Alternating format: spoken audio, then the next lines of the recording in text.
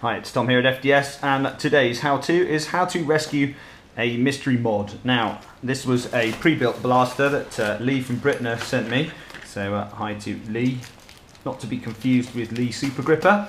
Now, this was done by somebody on eBay. I haven't looked at it, and Lee has asked me to look over it and also to add the capability for Lipo to it, because the original builder put in worker motors and didn't take out the battery tray and just left it there, so it's likely to be terrible. We will see. So I'll just open this up for you. Now obviously everybody knows I'm not allowed to play with knives because I'm not as cool as a certain vampire, and I've got to use safety scissors with nice round ends.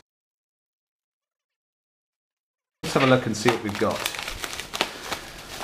This is being sold on eBay in the UK, so if this is you who's selling these, this is a critique of your work, because if you're going to sell things to people and say that it's modified, you better be doing it safely. So, as we can see, there's some nice worker parts on here. There's the worker thumb screws and the worker mag release, if you like that. And appears to be some sort of anti-tamper device. We'll have a look at that in a minute.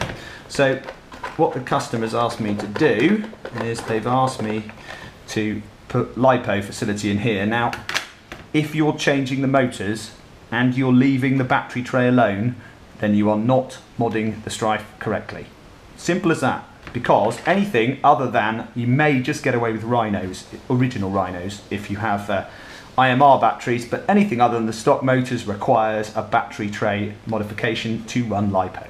So if you see that in a modded blaster, then if you see tray springs, don't buy it. That's my advice. So I'm going to open it up and we can see what's inside. Now the aim of this mod is to probably use some of the existing wiring if possible, but looking at the quality of the external work and the fact that not much care has been put into component selection, it's going to be interesting to see how much of this is savable. So if you are the victim of somebody who provides you with a substandard modification, remember you can have redress through eBay. If they're selling an item that is unsafe, obviously they're breaching eBay's terms and conditions and Etsy's and other things, so you can get your money back. Obviously you can start a dispute and go through their dispute systems. The best way of avoiding substandard rubbish work is to learn to do it yourself, because then you can get some really nice stuff. Now Super Gripper Lee does do nice internal wiring.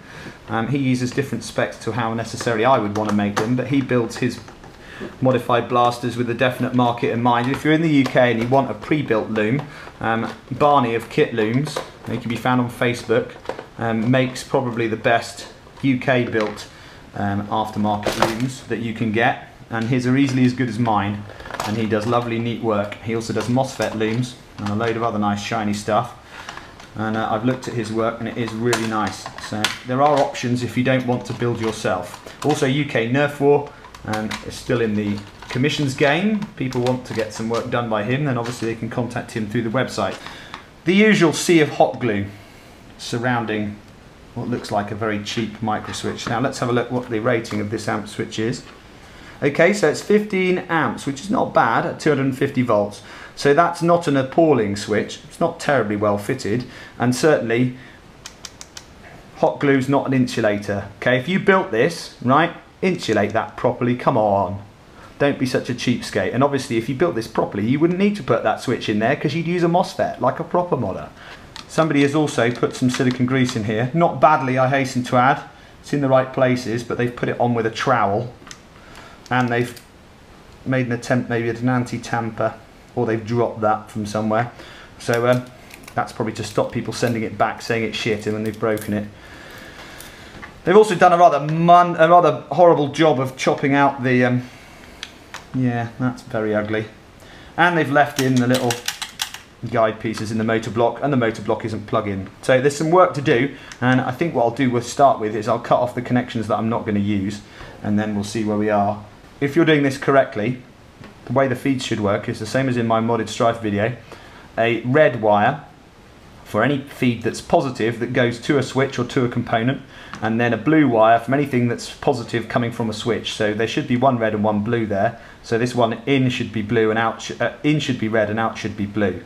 Now people often say, oh, I've got these great clicky 21 amp on-ons, how do I fit them? My advice to that is don't use these big switches. You don't need to.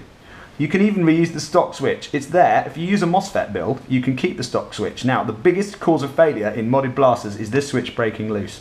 And you end up with either a sea of disgusting hot glue like this, which, frankly, it'll hold, but if it's hot glue, you might get that hot enough to start making it a little soft. If you're nerfing in a hot summer climate and you've got this in your hand, you may well get it hot enough to actually partially soften the glue, or it doesn't actually stick that well. If I wanted to break that, all I'd have to do is put the screwdriver under here, yoink, and it'd come out. Now, I'm not going to do that because they've cut away the shell. But you can use, if you're trying to make something and you really must have the rev switch wired live, which I do quite often for things like rapid strikes, use the Cherry DC2. It's a much better switch. Don't worry about the fact that it only says 10 amps on it. I've seen those suckers take 60 amp pulse.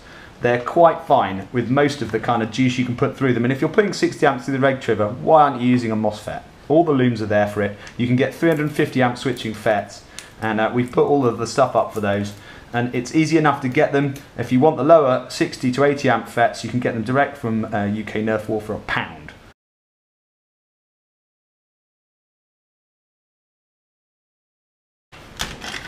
Right.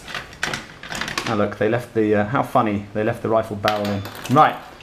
Oh look, more high quality work. So, right, you don't need those, okay? You don't need the rubbers. Nobody needs those. If you've done the job properly on these. Oh look, another sign of quality, hot glue. Everybody loves hot glue. Now look, through wiring, okay? Not intrinsically bad, but when you through wire, obviously if this motor is drawing more current than this motor, there'll be a slight voltage disparity between the two. One flywheel will turn slightly faster than the other.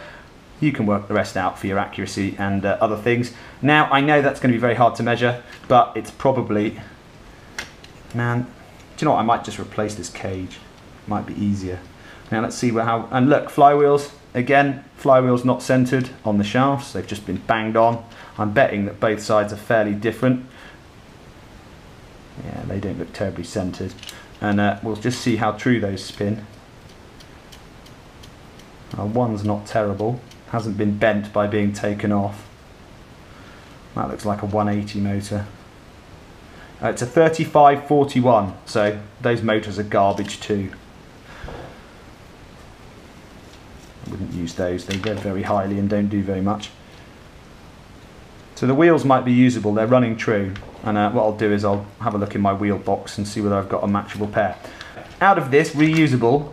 I'm always suspicious if someone's hot gluing motors in. That means that they may have either damaged the cage. And I'll give you a point about hot glue. Right, there's the hot glue. Look, I just took that off.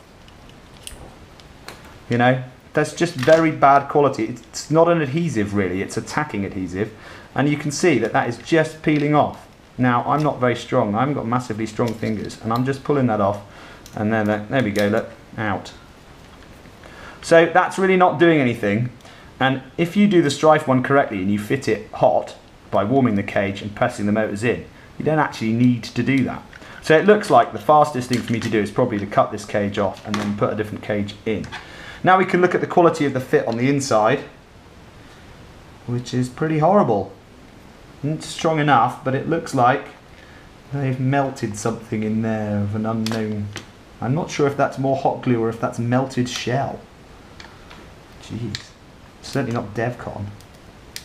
Now look, you can see that that is moving.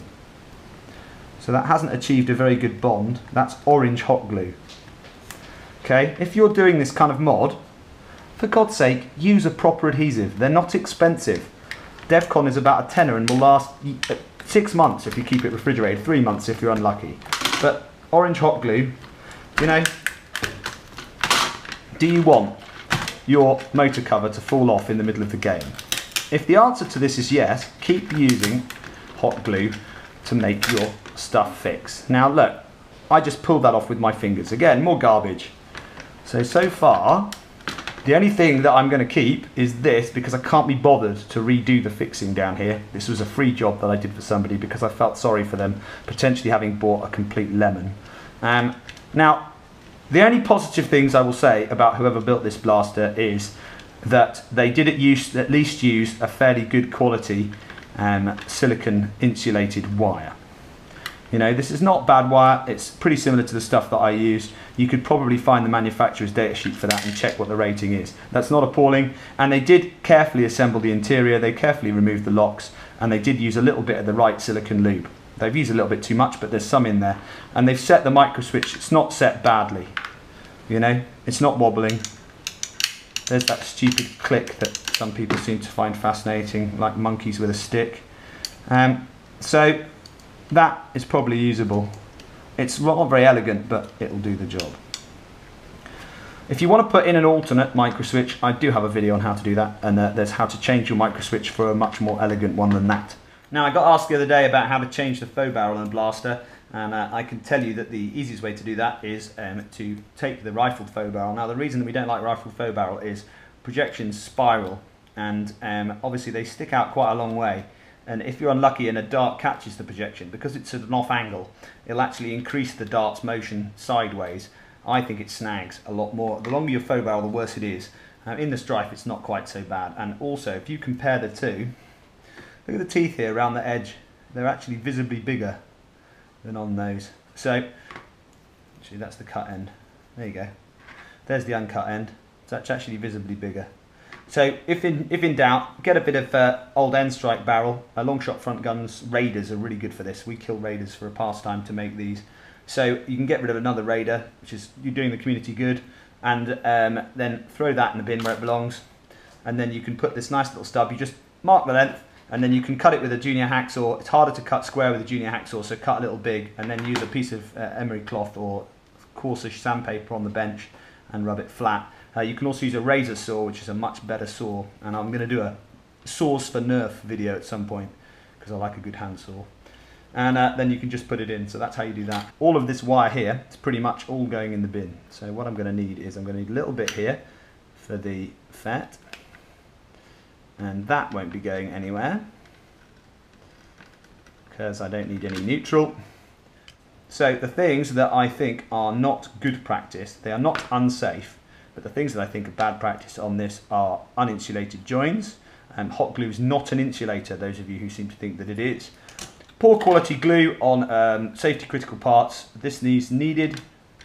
You can't not have that. Okay, you need that to cover the motors, because if the motor tags stick out the cage, you could potentially have an arc across there. Also, these are sharp because they're not very well soldered. And you've also got, say, poor motor soldering on there. Otherwise, the mechanical side of it, not too bad, quite nicely fitted. And the other major safety concern is massive overloading of a 14500 battery. And remember, tray springs are 5 amps, so they're not a very high output. If you're running lots of juice through those tray springs, when things get under a lot of pressure, they get hotter when you draw more current through them than they're designed for, and they increase their resistance, and that causes them to get hotter until one or two things happens: the battery explodes or the tray springs melt. And I have seen tray springs and tray contacts melted before, so don't use 14500 batteries for anything except stock motors or potentially rhinos, but only OG rhinos, and I personally never use them. So what I'm going to do for this guy is I'm going to re-glue his motor. I might put a new one on. I'll have a look and see what fun things I've got in my box that fit over this ragged ass hole, and then I'm going to put him in a MOSFET loom, as per my usual design. So I'll quickly go and install the loom, make up the new loom, and then I'll show you what I did to resuscitate this poor blaster.